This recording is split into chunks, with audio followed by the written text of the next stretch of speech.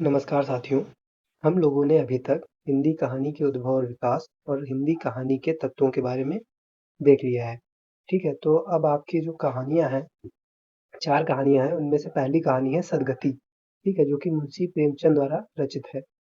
तो इस कहानी का हम लोग आज सारांश देख लेते हैं, फिर इससे संबंधित जो प्रश्न होंगे, ठीक है, उनकी चर्चा हम अगले वीडियोज़ में करेंगे। तो यह कहानी मुंशी प्रेमचंद द्वारा रचित है और यह 1931 ईस्वी में लिखी गई थी। मुंशी प्रेमचंद जी का जन्म वर्ष देखा जाए तो 1880 ईस्वी में उनका जन्म हुआ था लम्ही वाराणसी में। यहीं वाराणसी में जो बनारस से है लगभग 40 किलोमीटर दूर होगा लम्ही स्थान है एक, वहाँ पर इनका जन्म हुआ था। आप लोग अगर यहाँ होंगे तो अवश्य जाइएगा वहाँ देखने। अ, इनका जन्म स्थान ये हो जाएगा। अब जैसे इस कहानी में है, इस कहानी के जो पात्र हैं, उसमें पहला पात्र है दुखी चमार और उसकी पत्नी का नाम है झुरिया और एक पंडित घासीराम होते हैं और उनकी पत्नी पंडिताइन होती हैं। ये कुछ पात्र हैं कहानियों के। अब कहानी का सारांश देख लेते हैं। तो सदगति जो है वो प्रेमचंद द्वारा रचित 1931 ईस्वी में एक कहानी है। तो प्रेमचंद जी शुरुआत में जो जैसा कि हम लोगों ने उसमें देखा था हिंदी कहानी के उद्भव और विकास में प्रेमचंद प्रसाद युग में कि जो इनका काल है 1907 से लेके 1936 ईस्वी तक इन्होंने लेखन काल रहा इनका। तो मुख्यतः लेखन काल जो रहा, तो इन्होंने शुरुआत में आदर्शवादी कहानी लिखी, ठीक है? तो उसके बाद धीरे-धीरे इनका आदर्शवाद से मोह भंग हो गया और फिर ये यथार्थवादी कहानी लिखना प्रारंभ कर दिए। तो ये जो कहानी है, ये यथार्थवादी कहानी है, जो इनकी यह सदगति कहानी है, वह मुख्यतः यथार्थवादी कहानी मानी जाती है। तो इस कहानी में है कि उन्होंने दलित समस्या का मर्मस्पर्शी चित्रण किया है। इस कहानी के द्वारा उन्होंने जो दलित लोग हैं, उनकी क्या समस्याएँ हैं, उनको उजागर किया है। दलित समस्या के विभिन्न पक्षों जैसे अस्पृश्यता मतलब छूने वाली की चीज़ें कि छू नहीं सकते वैसी चीज़ें। तो अस्पृश्यता, आर्थिक शोषण और बेगार मतलब ऐसे ही काम करा लेते थे लोग, पैसे नहीं देते थे, ये सब इत्यादि की सघन प्रस्तुति हुई है। यह कहानी दलित विमर्श के उन चिंतकों को चुनौती देती है जो प्रेमचंद को दलित विरोधी सिद्ध करना चाहते हैं। तो हिंदी साहित्य में कई जगह यह है कि लोग मानते हैं कि जो प्रेमचंद जी हैं वो दलित विरोधी हैं, पर यह कहानी पढ़ के यह हम लोगों को पता चलता है कि वो दलित लोगों के समर्थक थे। उन्होंने दलितों के बारे में बहुत लिखा है।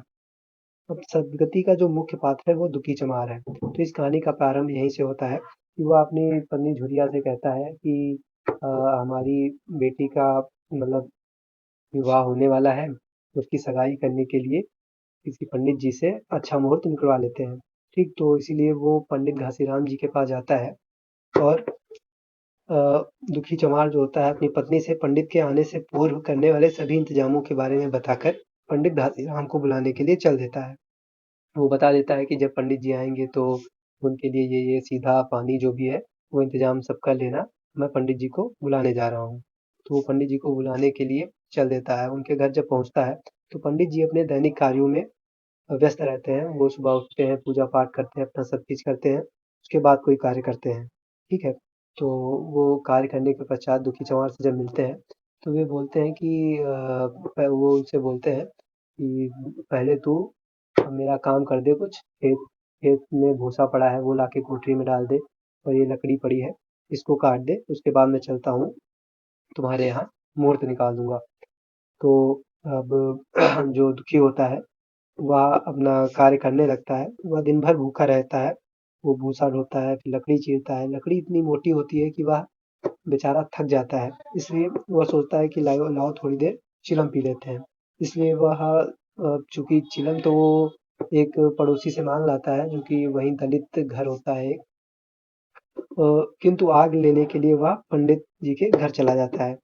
पंडिताइन इस बात से क्रोधित हो जाती हैं कि कोई चमार किस प्रकार हमारे घर में आ गया और इसलिए वे दूर से ही आग फेंक कर दे देती हैं। किंतु आग की बड़ी सी चिंगारी उसके सिर पर पड़ती है। ठीक है, तो यहीं पर दुखी सोचता है कि जरूर यह पंडित जी के घर में घर को अपवित्र करने के लिए मुझे सजा मिली है ईश्वर के द्वारा। ठीक है, तो यहाँ कहानी में दिखाया जा रहा है कि जो पंडितों ने, जो ब्राह्मणों ने जो शुरुआत से ही एक समाज में व्याप्त कर रखा है, उस चीज़ के बारे में दिखाया गया है इसमें। फिर हाँ, चिलम पीने के पश्चात वह पुनः लकड़ी चीरने लगता है और अंत में लकड़ी चीरते-चीरते वह बेहोश होकर गिर पड़ता है और उसकी मृत्यु हो जाती है। ठीक है, इसके बाद भी पंडित के परिवार में उसके प्रति कोई संवेदना नहीं जागृत होती, बल्कि उसे बुरा-भला कहते हैं।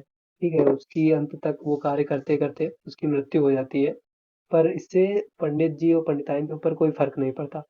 वे कहते हैं कि ये यहाँ क्यों मर गया? ठीक है, उसके प्रति कोई संवेदना नहीं होती। और फिर क्या होता है कि उधर चमार टोले में, चमार परिवारों में इस घटना का लेकर दुःख और विद्रोह का भाव है और कोई भी पंडित के अनुनय विनय करने पर भी लाश उठाने नहीं जाता। अंततः इस कहानी में अंतिम में यही होता है कि जब कोई लाश उठाने नहीं आता तो पंडित जी स्वयं उसके रस्सी के फंदे उसके पैर में डाल के, रस्सी का फंदा उसके पैर में डाल के उसको गाँव से बाहर छोड़ आते हैं और दुखी की लाश को गिद्ध, कौवे और कुत्ते नोच-नोच कर खा जाते हैं। कहानी इसी व्यंग्य पर खत्म होती है कि यही जीवन पर्यंत की भक्ति, सेवा और निष्ठा का पुरस्कार था। ठीक है, तो ये अंतिम पंक्ति है। तो ये आपका कहानी का सारांश हो जाएगा। तो इसके जो प्रमुख प्रश्नोत्तर हैं, वो हम लोग नेक्स्ट वीडियोज़ में देखेंगे। धन्यवाद।